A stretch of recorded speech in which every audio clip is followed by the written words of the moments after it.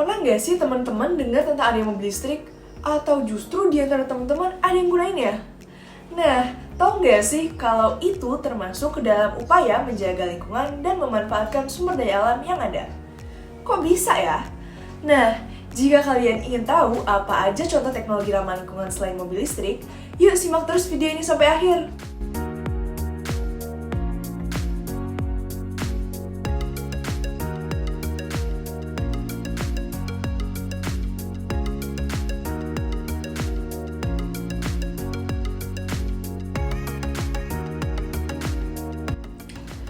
Assalamualaikum warahmatullahi wabarakatuh, Tabi pun. Perkenalkan, nama saya Indah Nahal Raking Masyur. Bagaimana kabar teman-teman hari ini? Semoga kita semua selalu dalam keadaan sehat walafiat.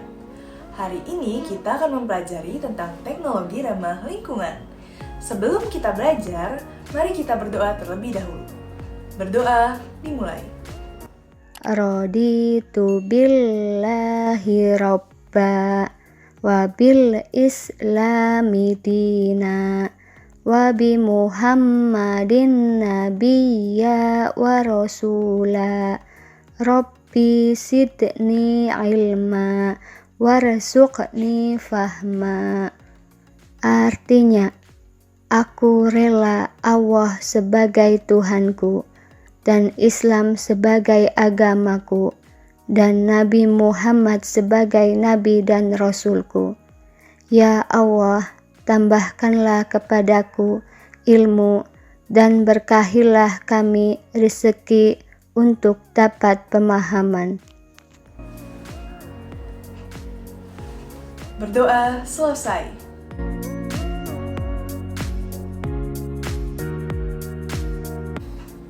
Lingkungan di sekitar kita tidak lepas dari pemanfaatan teknologi. Pemanfaatan teknologi yang tidak tepat dapat menyebabkan kerusakan pada lingkungan. Oleh karena itu, kita sebagai warga negara yang baik harus memperhatikan lingkungan di sekitar kita. Berdasarkan dampaknya terhadap lingkungan, teknologi dapat dibagi menjadi dua, yaitu teknologi ramah lingkungan dan teknologi tidak ramah lingkungan. Pada video ini, kita akan membahas lebih dalam mengenai teknologi ramah lingkungan. Apa sih teknologi ramah lingkungan itu? Teknologi ramah lingkungan yang dalam bahasa Inggris disebut juga dengan Sustainable Technology atau Green Technology merupakan bentuk penerapan teknologi yang memperhatikan prinsip-prinsip pelestarian lingkungan. Teknologi tersebut bertujuan untuk memberi kemudahan dan pemenuhan kebutuhan manusia. Suatu teknologi dapat dikatakan teknologi ramah lingkungan jika memenuhi syarat-syarat tertentu. Nah, teman-teman tahu nggak sih apa aja syarat yang harus dipenuhi teknologi ramah lingkungan? Jadi ini nih syarat-syaratnya. Yang pertama, tidak menghasilkan limbah yang berbahaya. Selanjutnya, yang kedua, menggunakan energi yang berasal dari sumber daya alam yang dapat diperbarui. Yang ketiga, memiliki prinsip pelestarian lingkungan. 4. Memperhatikan kondisi lingkungan saat ini dan keberlangsungannya di masa depan. Lalu yang kelima, memperhatikan keseimbangan antara lingkungan, sosial, kesehatan, dan ekonomi. Teknologi ramah lingkungan telah diterapkan dalam berbagai bidang, di antara lain di bidang energi, bidang transportasi, bidang lingkungan, dan bidang industri.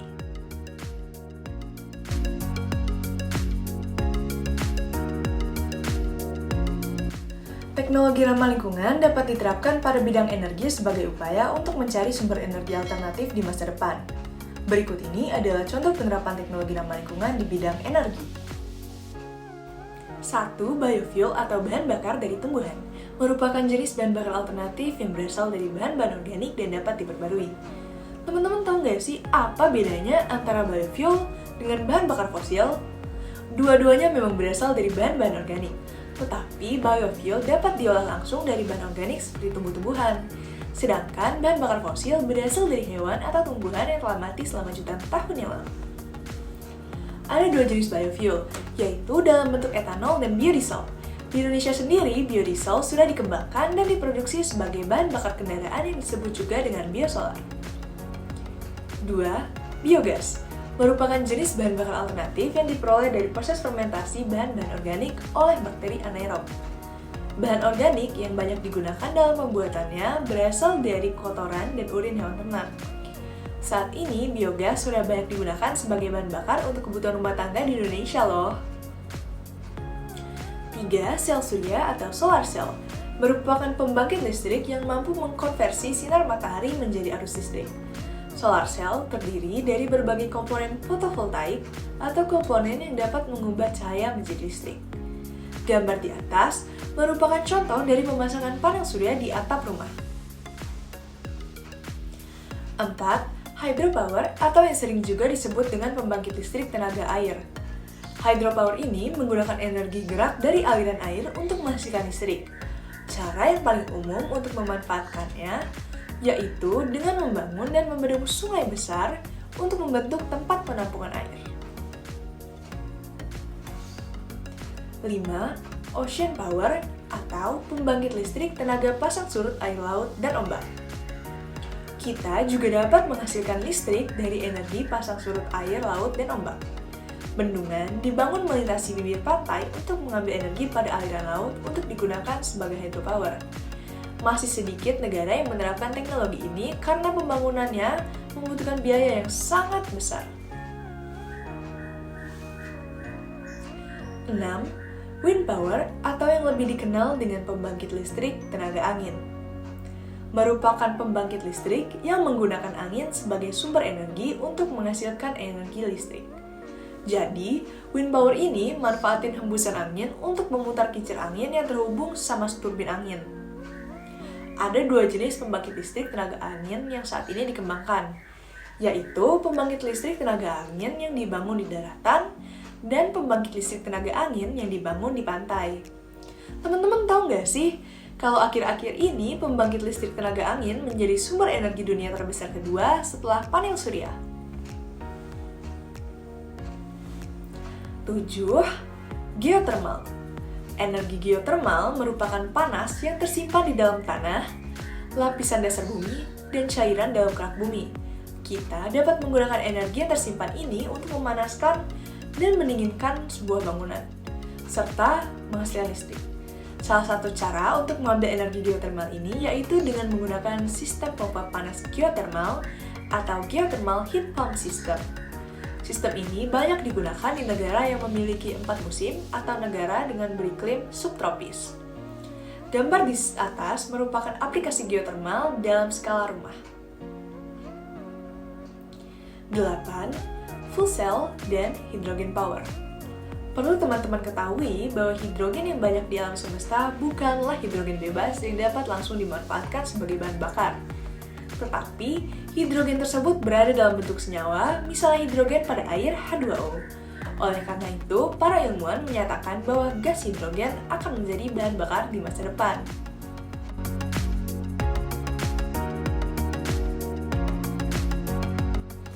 Teknologi ramah lingkungan dapat diterapkan pada bidang transportasi sebagai upaya menciptakan kendaraan yang tidak menghasilkan emisi atau limbah yang berbahaya bagi lingkungan. Berikut ini beberapa contoh kendaraan yang menerapkan teknologi ramah lingkungan. 1. Kendaraan hidrogen. Kendaraan hidrogen merupakan kendaraan yang menggunakan hidrogen sebagai bahan bakar penggerak mesin. Mobil berbahan bakar hidrogen telah dikembangkan oleh beberapa perusahaan.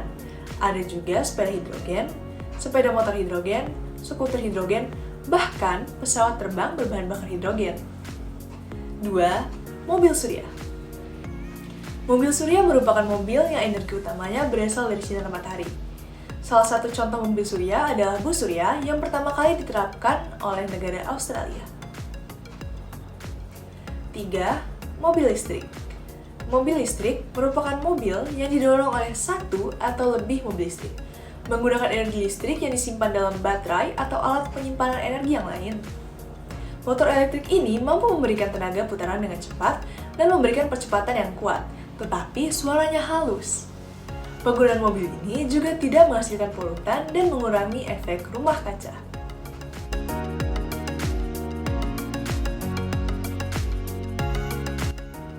Pernah nggak teman-teman berpikir tentang penerapan teknologi ramah lingkungan di lingkungan sekitar? Nah, teknologi tersebut memiliki banyak manfaat. Antara lain pelestarian lingkungan, mencegah banjir, dan memperbaiki wilayah tercemar. Berikut ini merupakan contoh teknologi ramah lingkungan untuk bidang lingkungan. 1. Biopori, yang dikenal dengan istilah teknologi lubang resapan, merupakan teknik untuk membuat wilayah resapan air hujan. Teknik ini diterapkan dengan menyediakan area yang dibuat berlubang-lubang kecil yang nantinya akan menyerap air hujan dan kemudian disalurkan ke dalam tempat penampungan air. Biopori ini dapat mencegah banjir pada musim hujan dan menjamin ketersediaan air pada musim kemarau. 2. Fitoremediasi. Fitoremediasi merupakan penggunaan tumbuhan untuk menghilangkan, memindahkan, menstabilkan, atau menghancurkan bahan pencemar baik itu secara organik maupun anorganik. Contoh tumbuhan yang dapat digunakan yaitu bunga matahari, sawi, eceng gondok, padi, tembakau, dan lidah mertua. 3. Toilet pengompos merupakan toilet kering yang menggunakan proses secara aerob untuk menghancurkan atau mendekomposisi feses yang dihasilkan manusia. Toilet ini digunakan sebagai pengganti toilet air pada umumnya. 4. Pemurnian air atau water purification merupakan suatu proses penghilangan zat-zat kimia, kontaminan biologis, partikel-partikel padat, dan gas-gas dari air yang terkontaminasi atau kotor. Tujuan dari proses ini adalah untuk menghasilkan air yang dapat digunakan untuk keperluan tertentu.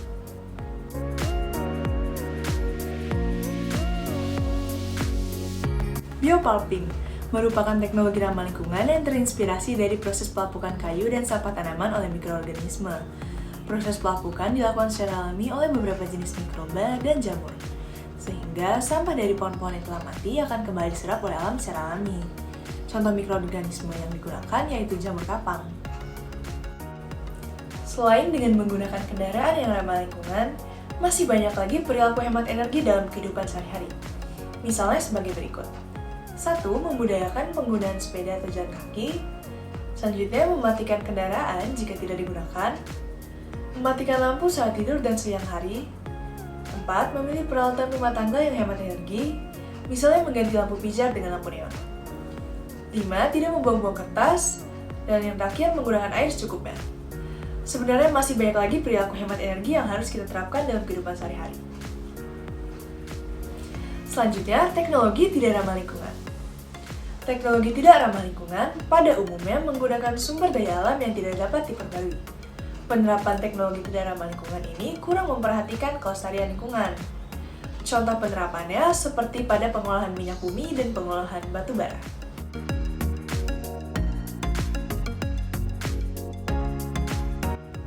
Untuk melatih kemampuan teman-teman, mari kita berlatih dengan soal-soal berikut. Silakan tekan tombol pause untuk menjawabnya terlebih dahulu. Soal pertama, sumber energi yang paling aman bagi lingkungan adalah A. Nuklir, B. Batu bara, C. Matahari, D. Minyak bumi.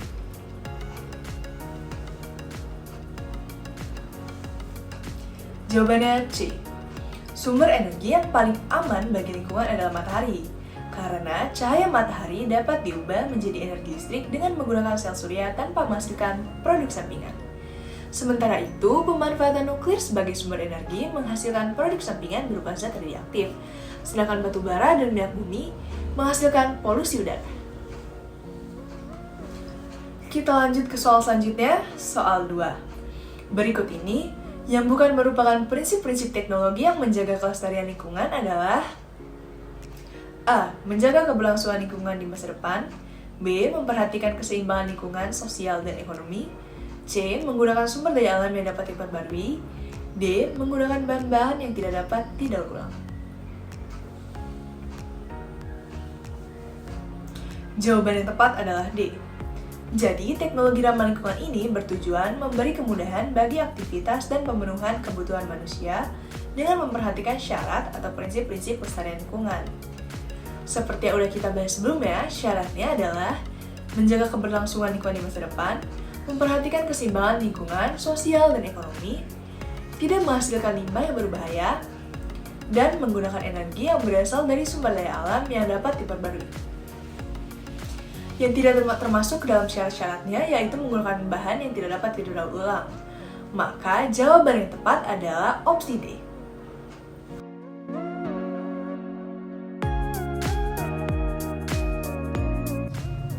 Teman-teman, untuk latihan teman-teman di rumah, silakan kerjakan soal berikut.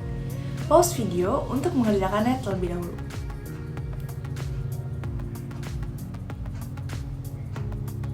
Baik, jawaban yang benar adalah opsi B, yaitu bus dengan mesin motor listrik. Gimana teman-teman? Udah paham belum sama materinya? Nah, teknologi-teknologi yang udah disebutin tadi merupakan bentuk penerapan dari fisika. Ternyata fisika sangat dekat ya dengan kehidupan kita.